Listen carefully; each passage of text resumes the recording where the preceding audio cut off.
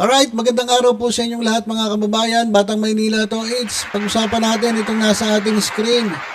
Ayan po, Senator Bongo. At nagpapahid-pahid pa ng luha. Yan mga kababayan. Ako, ano na naman yung drama na yan? Ano na naman yung drama na yan, Senator Bongo? Ito, basahin natin itong report. Sabi niya dito, ito yung word of the day. Hindi. Yung drama of the day, mga kababayan. Sabi niya, hindi naman ako mukhang kriminal. Ito nga yung alam niyo kung titingnan yung Senator Bongo, talagang ano lang to, simple. Tahimik nga ito mga kababayan, hindi katulad ni Senator Bato de la Rosa na talagang hayagan yung kanyang pagsuporta sa mga Duterte at talagang hayagan din ang pagkontra niya sa lahat ng kumukontra kay Duterte. Pero ito si Senator Bongo, medyo simple lang, pero rock. Simple lang ito, kaya nga nagalit dito si Basti Duterte. Kasi pagdating mo dun sa issue ng KOJC diyan sa Davao, tahimik si Bongo, kaya nga sabi ni Basti Duterte, sinuportahan ka namin dito sa Davao. Sana hindi mo makalimutan yon. Ngayon, kailangan namin ang boses mo. Hindi namin marinig.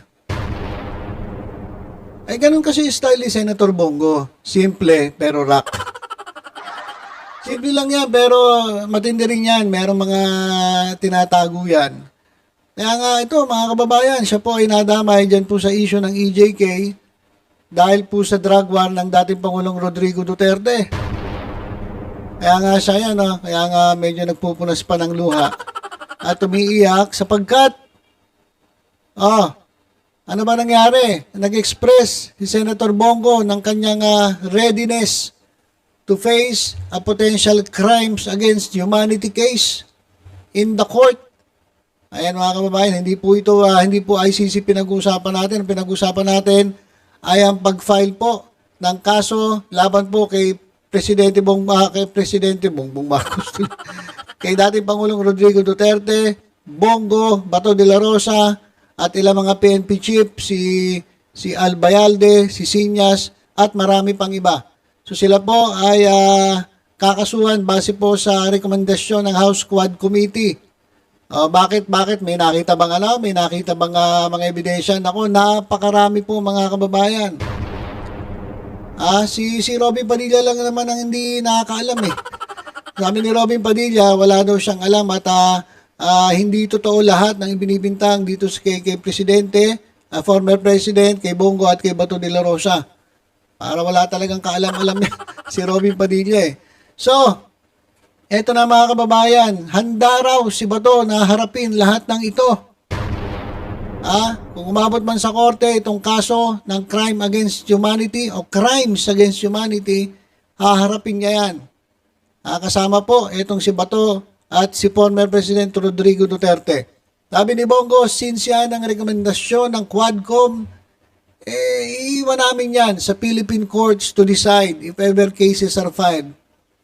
After all, yun din naman po ang sinabi ni Pangulong Rodrigo Duterte, maraming beses na ang nakararaan. Sabi ni Presidente Duterte, di ba, sabi niya, ay kapag ang ICC, baka sipain ko sila dito. Baka sisipain ko lang sila. Kung gusto nila, dito ako litisin sa Pilipinas. Pero hindi ako papayag na ako'y litisin dyan lang mga banyaga. Kinakailangan dito sa Pilipinas at Pilipino ang uusig sa akin. Sabi ni dating Pangulong Rodrigo Duterte. Kaya sabi ni Bongo, ayun, lagi sinasabi ng Pangulo, yan na. Yan na po, natuluyan na. Ano ba, itong mga charges? Ito po ay may kinalaman sa alleged violations of Republic Act RA 9851, also known as the Philippine Act on Crimes Against International Humanitarian Law, genocide and other crimes against humanity stemming from the Duterte administration's controversial war on drugs. Kaya itong namang si Bato de la Rosa ay nanawagan sa mga Pilipino na sila ang maghusga dito po sa kahinatnan itong mangyayaring kaso kung isasampa, mga kababayan, kasi hanggang ngayon wala pa eh. May recommendation na yung Quadcom pero wala pa pong kasong isinasampa. At sabi ni Presidente Marcos, bahala na ang DOJ. DOJ ang magkakaso. Bahala na si Remulla. Basta labas na si Presidente niya. Pero kapag gano'n ang mga salitaan, ibig sabihin, pumapayag siya na makakasuhan itong mga taong ito. Sabi ni Bongo, let the Filipino people decide kung umayos ba ang peace and order sa bansa at nakabenepisyo ba sila ng panahon ni AFP-RRD. Sila na po ang humusga kung mas nakakalakad ba sila ng tahimik noon ang walang pangamba na masaktan at may peace of mind na makakauwi ang ating mga anak ng ligtas. Alam niyo, gas-gas na to. Alam niyo mga kababayan, itong sinasabi nila na mga ganyang mga salitaan, lumakad kayo sa Davao. Kahit gabi, madaling araw, wala kayong pangamba. Ganun na, ayun na lagi nilang style eh. Ganun yung sinasabi nila.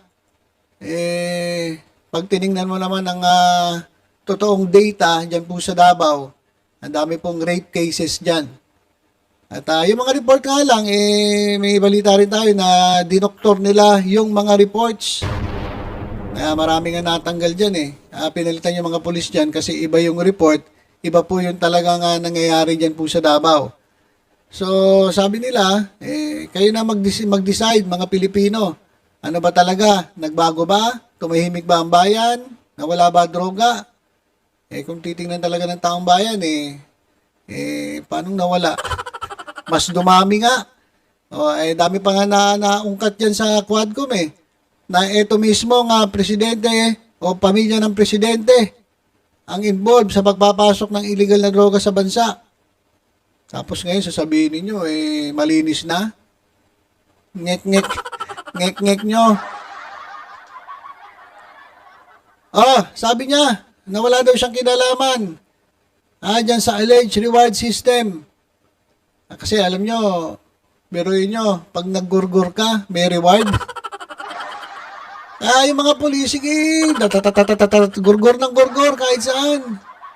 Kahit hindi na talagang mga gumagamit, sige, Siyempre may reward Meron pa sinasabi silang yung quota system.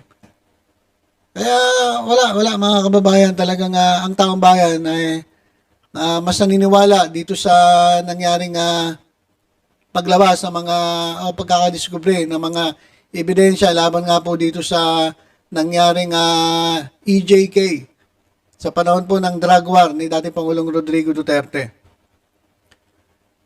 Sabi ni Bongo, ang nakapagtaka lang sa Quadcom, siya mismo nagsabi na huwag idamay ang walang kinalaman. Pero ngayon parang lahat ng nabanggit sa mga hearing nila, kahit hearsay o walang katibayan, dinamay na nila. Kasi nadamay siya Bakit niyo dinadamay? Sabi ni Senator Bongo, hindi naman ako mukhang kriminal Sabi nga nila, mabait daw ako Kaya taong bahay na lang talaga dapat umusga. Yan po mga kababayan, nagdrama. Etong si Bongo. Nagdrama. Ayan mga kababayan, may papunas-punas pa ng luha sabi dito, basa lang tayo ng comment bilang pagtatapos. Hay, paawa na naman siya, lalo na sa mga bulag na supporters niya. Wala sa itsura yan kung matinong tao o hindi. Alam niyo, mas nakakatakot nga yung tahimik Yung mga akala mong bait-bait. Pero yung pala, tingnan nyo, bigyan ko kaya halimbawa, si Satanas mga kababayan, si Satanas ang isa sa pinakamagandang anghel na ginawa ng Diyos. Kala nyo si Satanas, pangit? Hindi. Maganda, anghel nga siya Kaya nga, sa sobrang ganda niya, iniisip niya na maging Diyos. Gusto niya lampasan ng Diyos. Kaya naman siya ibinaba ng Diyos dito sa lupa. Sino pa? Si Judas. Kala nyo ba, pangit si Judas? Si Judas, pogi yan. Kumbaga, maamo ang mukha niyan. Bakit? Kasi, di ba, tayo, pipili tayo ng treasurer, hindi mukhang mukhang kurakot. Alam, mapipili ka ng tawag dito, treasurer na mukhang mandarambong. Eh, may pipiliin natin yung mukhang matino, mukhang simple lang, mukhang maamo yung mukha. Yun ang pipiliin natin, treasurer. Pero yung pala, kurakot, pala mandarambong, kupitero. Eh, kaya hindi yan, wala yan sa mukha. Kaya, sabi dito, wala sa itsura na yan kung matinong tao o hindi. Branded as mabait dahil siya, malasakit program niya. Eh, tulong ko no sa mga humihingi sa kanya, galing naman sa taxpayers money at hindi sa personal na pera. O yan. Kasi ito, lagi pinagmamalaki yung kanyang yung pagiging malasakit centers. Kaya nga tinuringan siyang Mr. Malasakit. Pero ang totoo, Mr. Pasakit. So ayan mga kababayan, yan po ang ating update ngayon. At kamustahin nga natin? Teka lang punta lang po tayo dito sa silipin natin ano ba ang balita dito po sa lungsod ng Maynila. Yan po, Honey Yule mga kababayan Tingnan natin. Ito, ano nangyari dito? Tayabas Health Center. Kung makikita niyo po ngayon, iba na po ang struktura Okay, pakita ko lang sa inyo. from a one-story building na Okay, ito po yung ayan nakikita niyo yung litrato video. Ayan mga kababayan, anong video ba yan? Silipin muna natin yan yung video na yan. Ganda ano raw yan? Basahin ko lang yung caption ni Mayora Hani Lacuna. Isang mainit na pagbati at pasasalamat ang nais kong ipaabot sa ating mga minamahal na Congressman Roland Valeriano na naging katuwang natin sa pagsasakatuparan ng proyektong ito. Sa tulong ng health center na ito. Ayan, health center po. Health center ba yung? Grabe naman. Ang ganda namang health center. May nakita ko health center. Ang papangit. Grabe Social pala health center dito sa lungsod ng Maynila O sa tulong ng health center na ito, magkakaroon tayo ng mas maayos, sabot kamay at dekalidad ng serbisyong pangkalusugan. Isa itong hakbang upang masiguro na ang bawat pamilya ay may access sa kinakailangang pangangalaga lalo na sa panahon ng pangangailangan. Ayan po mga kababayan.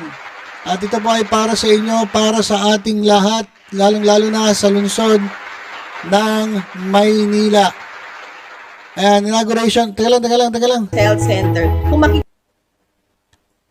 Ano yun? Ayan po, inauguration, ceremony and blessing of the new Tayabas Health Center. Tayabas Health Center pala yan mga kababayan Ayan. Tayabas Health Center. Ganda Health center ba yan? Parang hospital na Ang ganda. Hindi inutang yan Hindi po inutang yan hindi po utang yan. Yan po ay sa pagsisikap po ng Luzon ng Maynila pa nagkasya yung budget, hindi po nangutang para magpapogi. Marami na naman magagalit sa akin ito. Ayan mga kababayan, yan po si Father. Sige, blessing, bless. Okay, so yan po, congratulations kay Mayor Hani Lacuna, Yul Servo at kay Congressman Valeriano. Sa darating pong eleksyon 2025, yan po sa lungsod ng Maynila, BKN men. Alam niyo mga kababayan, kung ako ay papipiliin sa ilang mga kandidato dyan, mas gusto ko pa kay Mayor Hani Lacuna. Bakit? Kasi para tuloy-tuloy po ang serbisyo sa mga Manileño. Wala pong iwanan mga kababayan walang iwanan. Kasi yung iba dyan, nangiiwan Kaya tayo, ito mga kababayan, Honey Yule po tayo sa 2025. Okay, so yun lang muna. Basta tutok-tutok lang po dito sa Batang Maynila to. Isa iba pang updates. Ingat po tayong lahat. God bless po.